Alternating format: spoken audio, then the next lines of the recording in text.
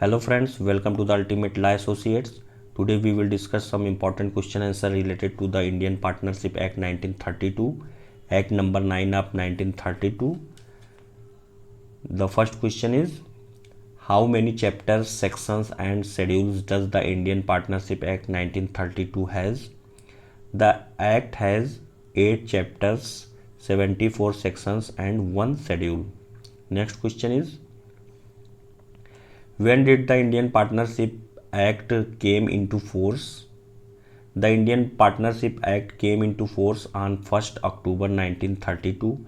According to Section 1 Class 3, it shall come into force on the first day of October 1932, except Section 69, which shall come into force on the first day of October 1933.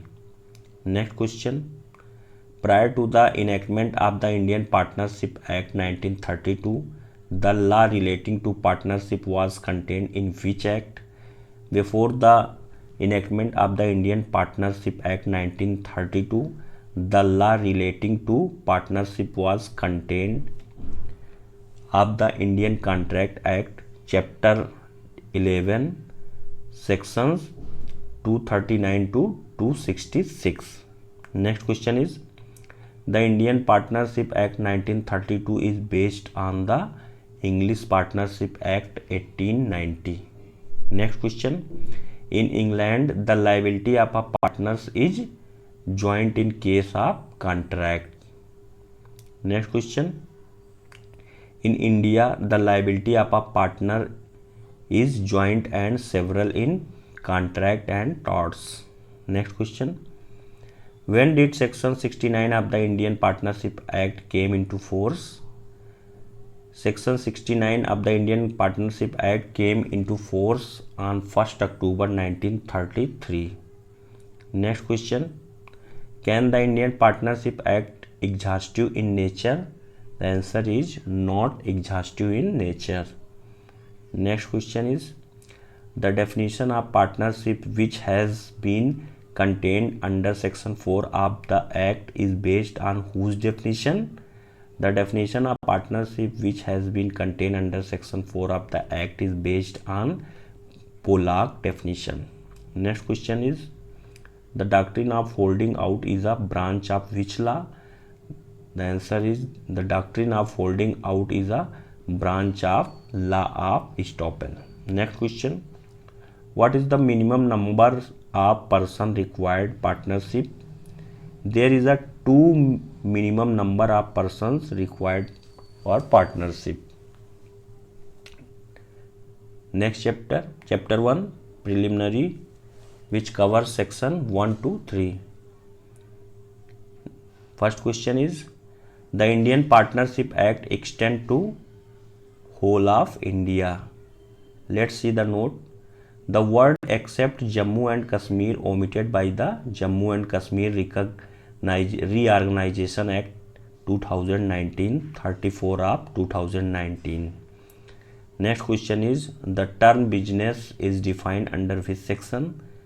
The term business is defined under section 2 class B.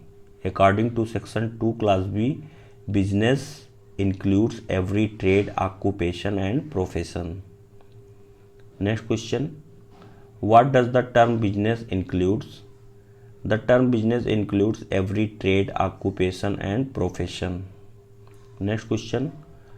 What does the term third party used in relation to a firm or to a partner? It means any person who is not a partner in the firm. Next question. What is the main object of the Indian Partnership Act 1932? The main object of the Indian Partnership Act 1932 is to define and amend the law relating to partnership. Next question is, if in partnership the maximum number of partners exceeds the prescribed limit, the partnership would be illegal. Next question. Who said that the term goodwill is a thing very easy to describe but very difficult to define? It said Lord Macnaghten. Next question. The provision regarding the maximum number of partners in a firm is contained under the Companies Act 2013. Section 464 of the Companies Act 2013 empowers the central government to prescribe maximum number of partners in a firm, but the number of partners so prescribed cannot be more than 100. Next chapter, chapter 2, the nature of partnership, which covers section 4 to 8. First question is, the term partnership, partner, firm and firm name is defined under which section? The term partnership, partner, firm and firm name is defined under section 4.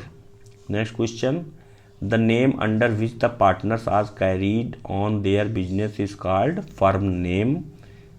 Reason behind this, persons who have entered into partnership with one another are called individually partners and collectively a firm, and the name under which their business is carried on is called the firm name. Next question, in which case it was held that the partnership firm is not a legal entity like a company, it is a group of individual partners. The case was Comptroller and Auditor General versus Kamlesh Wadilal Mehta 2003. Next question, the relation of partnership arises from, answer is contract. The relation of partnership arises from contract. In depth, let's see.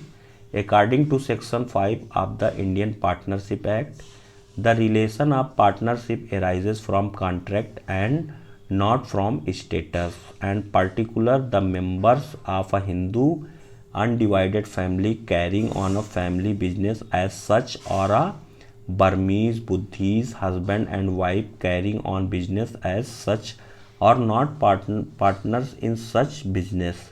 Section 5 of the Act must be read with Section 4 of Act, which define partnership as a relation between persons who have agreed to share the profits of a business carried on by all or any of them acting for all. Next question, which section deals with the modes of determining existing of partnership?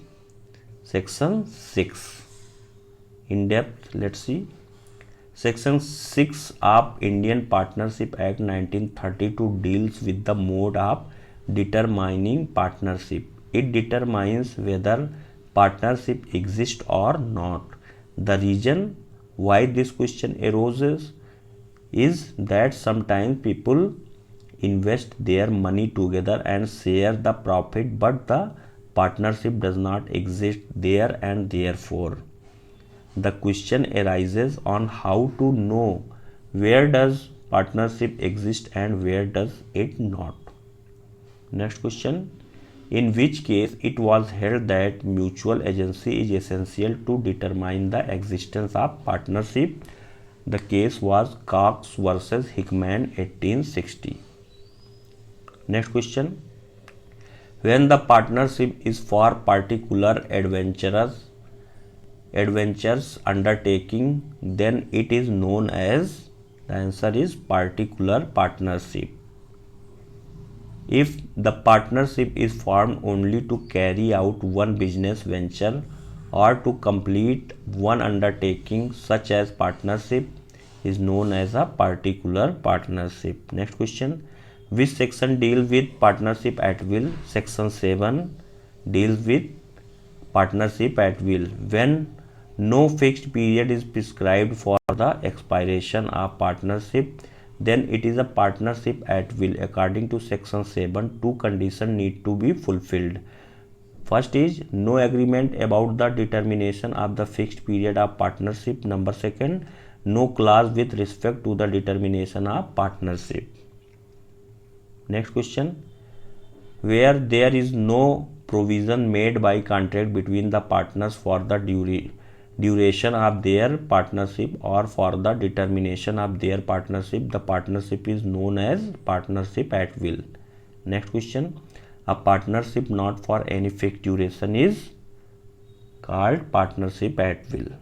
Next question, which section deals with particular partnership? Section 8 deals with particular partnership.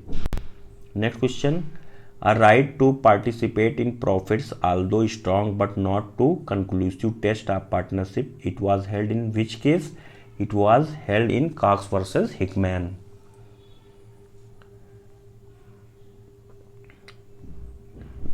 That's all for today.